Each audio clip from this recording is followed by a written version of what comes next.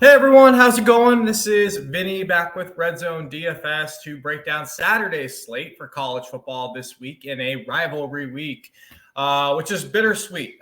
We should get some amazing games here on this slate this weekend, but that means we are winding down the college football season. So let's get it in. Let's make money while we can, and hopefully everyone had a good week last week. Hopefully you guys played some Bijan Robinson like I called out as my favorite play on the slate. I know it was a little bit of cherry picking because he was very expensive and it's pretty obvious, but he smashed in absolutely just nuked the whole slate. So hopefully you had some of him. And if you were like me, you won a little bit. So good week. Let's bounce back and build on that.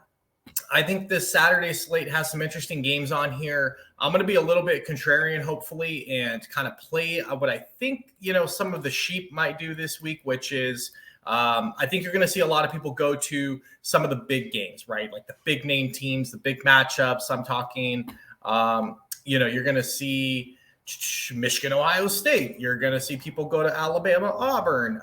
You're going to see people go to these games that they're watching because they want to have some stake in it. And whereas I think there's something to that, like there are some plays in each of these games you can go to.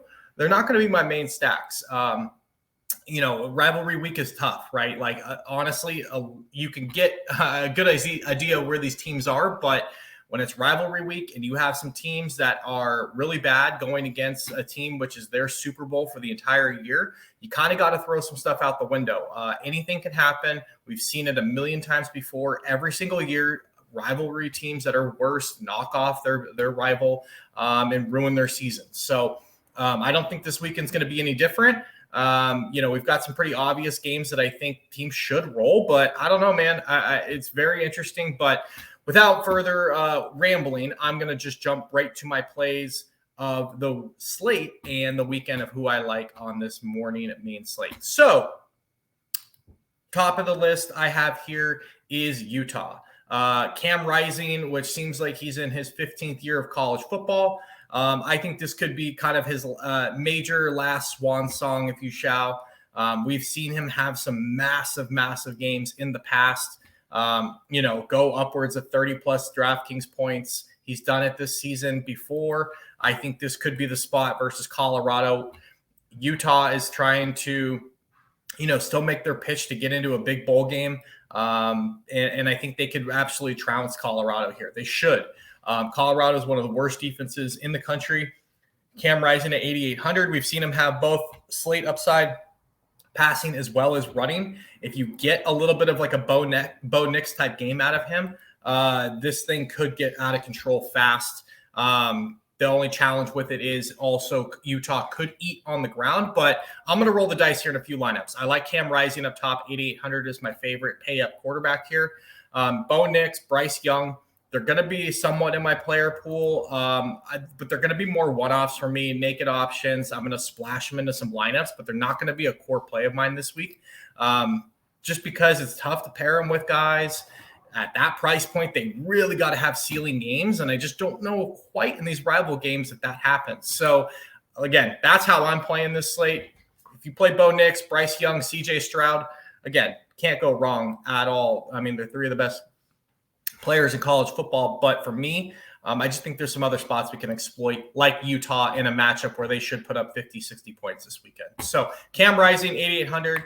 You got Dalton Kincaid and Vele both at 6,600. Pretty reasonable pairing options for him.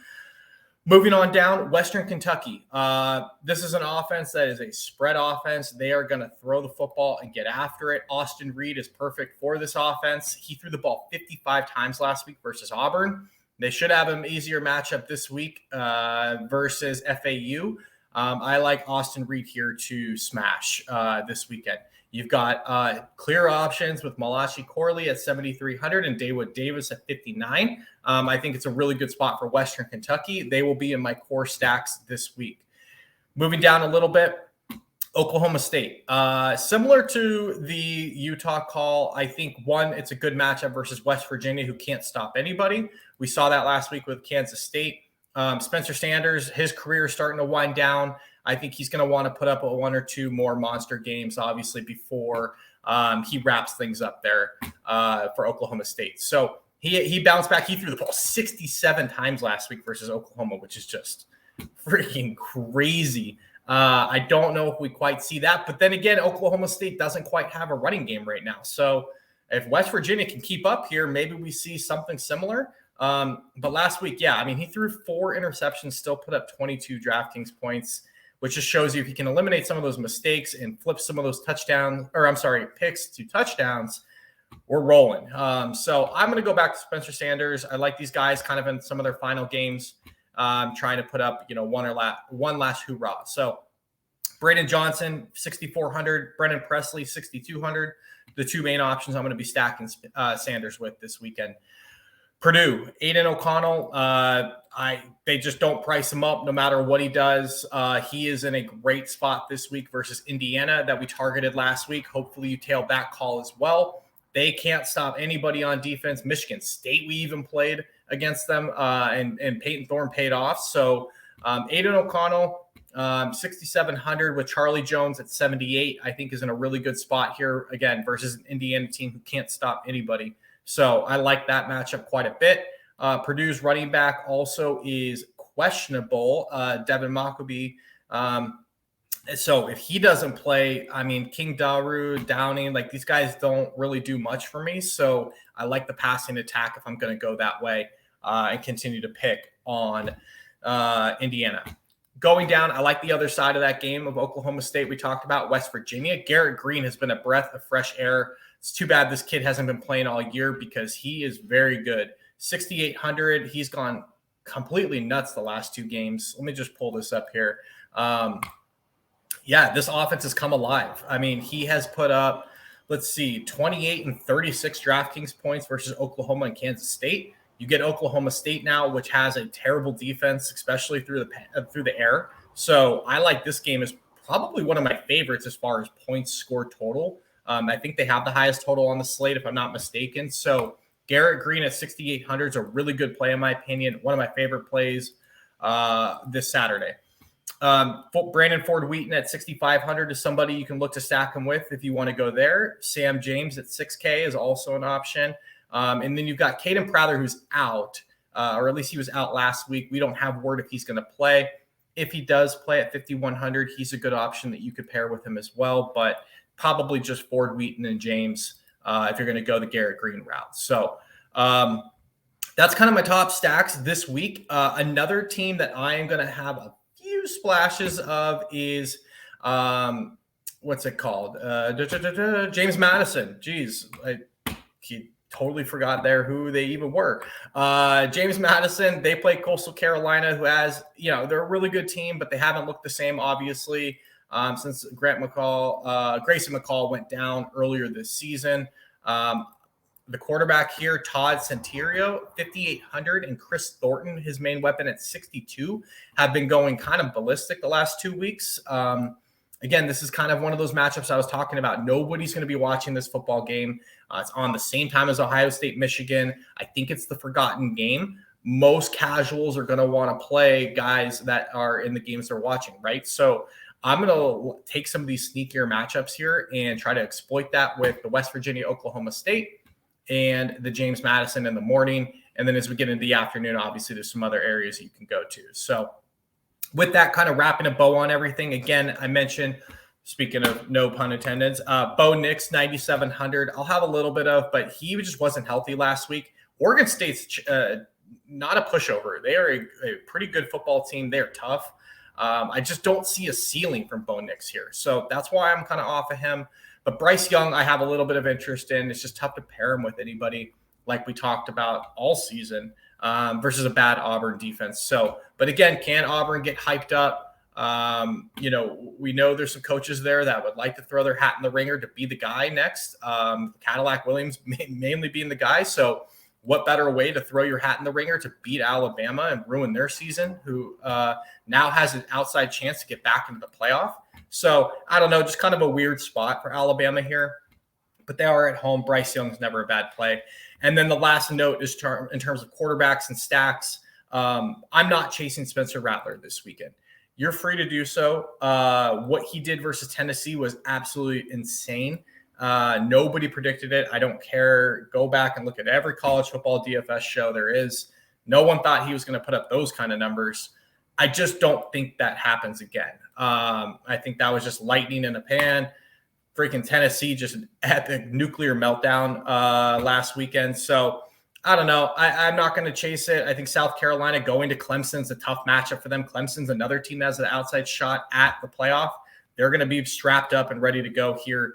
And they're obviously on notice seeing what they did to Tennessee last week, South Carolina. So they're going to be ready to roll. I'm just not chasing the Rattler chalk here, or Rattler kind of game from last week. I don't know how chalky he'll be, but moving on to running backs. Actually, real quick, wanted to mention we have Black Friday coming up. We have Cyber Monday coming up after the holiday here, Thanksgiving. Support for this podcast is brought to you by manscaped.com. Don't forget, with our promo code ZONE20, you can get 20% off plus free shipping on top of maybe whatever else they're offering here for Black Friday and Cyber Monday. So if you're looking for some early Christmas gifts, if you're looking just to kind of spruce up for the holidays, they've got the best razors, the best trimmers, they've got the best fragrances, lotions, sprays, you name it. They do it all. It's the best place to get male grooming products, hands down. So again, promo code ZONE20 at manscaped.com if you're looking to get something for the family, friends, colleagues, whatever, for the holidays. Get in while you can. On to running backs. So, man, it is a weird week with running backs. Go pull up DraftKings. Every one of them pretty much has a Q tag next to them. So this is gonna come down to the wire here on who is going to be available to play. I would really I think Blake Corum's going to be very contrarian this week. One with the Q tag, two with the matchup versus Ohio State, which makes me like him a little bit here. If he's up, he's going to give it a go. There's no way he doesn't. If you know anything about this rivalry, this is literally means just as much to these teams almost as a national championship. These guys absolutely hate each other. Blake Corum has a chance to, cement what is just an amazing, remarkable season. I'm going to take a few shots on him. I don't know if I can lock him in 100% here, just because I don't know how bad that injury is, as well as a tough matchup versus Ohio State.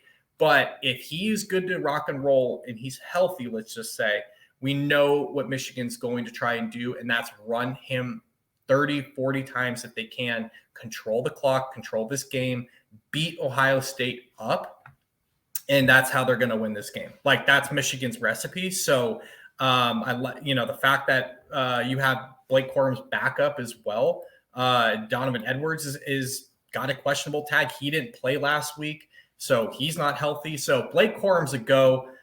Who knows what kind of secret sauce they're going to give him before the game, but I'm going to throw some shots this way. That's kind of my little rant on Blake Corum. I don't think a lot of people are going to be on him, which makes me want to take some shots. Going down a little bit, Jahmyr Gibbs, I just don't think they need him this week. I don't know if he's going to play. I don't really know what the deal is here with him. But if he misses, Jace McClellan becomes an amazing play on this slate. He is down there at 4,900, so kind of looping all the way down to the bottom of my player pool. But keep an eye on that one. I just don't know if Gibbs, what the deal is and if he's raring to go. So I'm off the Ohio State running backs this week. Michigan's just too tough in the front seven, which leads me to Mo Ibrahim. Probably my favorite running back on the slate. He gets a Wisconsin team that's just beaten and battered.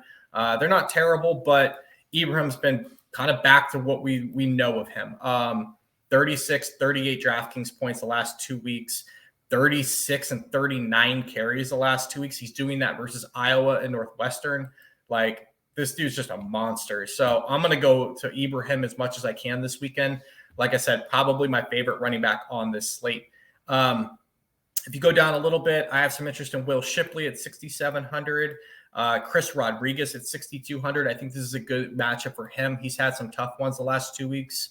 So I think this is a good spot for him to kind of break it back out. Tavion Thomas, 6,100 for Utah. I mentioned him as he is my one concern as to why Cam Rising doesn't get home as far as ceiling game. So I'm going to have him in some hedge stacks for sure. Nick Singleton at 5,700. I just wish Penn State would give this guy the ball 25 times a game. What could be? he just finds a way to score. Last week he took a kick return to the house. Like, the guy's so explosive. Like, any game that he plays in, he is 2-3 touchdown upside. So I'll keep throwing darts at him for sure. And then Damian Martinez at 5,200 is someone that I have some interest in versus Oregon. Similar game script. That's how Oregon State wants to beat Oregon. Control the clock, control the game, punch him in the mouth. Damian Martinez has been very good this season, and I'm going to go back to him again here this week. In terms of one-off receivers, I didn't talk about CJ Stroud a little bit just because, again, at that price tag, we need him to get going and get like ceiling game, and I just don't see it versus Michigan. However, I will get to Marvin Harrison as much as I can just because he might be the best receiver in the country, and you just don't fade that guy if you can get there. Hutchinson at 8K, always in play. We talked about Charlie Jones and Corley, Ford Wheaton, Braden Johnson, Brennan Presley. Man, all these guys are part of my stacks pretty much and who I'm going to be playing on the receiver side of the house. Jalen Noel at 4,800 is a guy I have a little bit of interest in for Iowa State. He's been getting about 10, 12 DraftKings points a game. He's getting involved into the offense because teams are just trying to stop Xavier Hutchinson as much as they can. So he is in play very much at 4,800 versus a TCU defense that is susceptible. And then Brenton Strange at 4,600. He's another guy I have a little bit of interest in. The news came out this week that Parker Washington is going to miss the season, the remainder of the season. So that kind of bumps everybody up in this offense. They play Michigan State, who, again, can't really stop anyone. But we know Penn State wants to run the ball. So he's not like a core play of mine or anything. But I like Brenton Strange at 4,600. I think Tinsley at 61 is a little too rich for my blood, but you can go to Strange, you can go to Lambert Smith and take some shots on these guys down here because they're just going to have to get more involved in this offense for Penn State. That kind of does it, guys. So that's where I'm rolling. Again, top stacks for me: Utah, Western Kentucky, Oklahoma State, Purdue, West Virginia, and James Madison for me. Don't forget to hit the thumbs up button, subscribe here on YouTube or the podcast. Please drop us a 5-star review if you are on podcast. Helps us a ton. Stick around for our next video. We should be coming out with a few more NFL slate reviews coming up here. We're going to try to break down the Thanksgiving 3-gamer as well as the main slate this Sunday. And yeah, good luck this weekend. Let's make it a good one since we only have a few of these left. Until next time.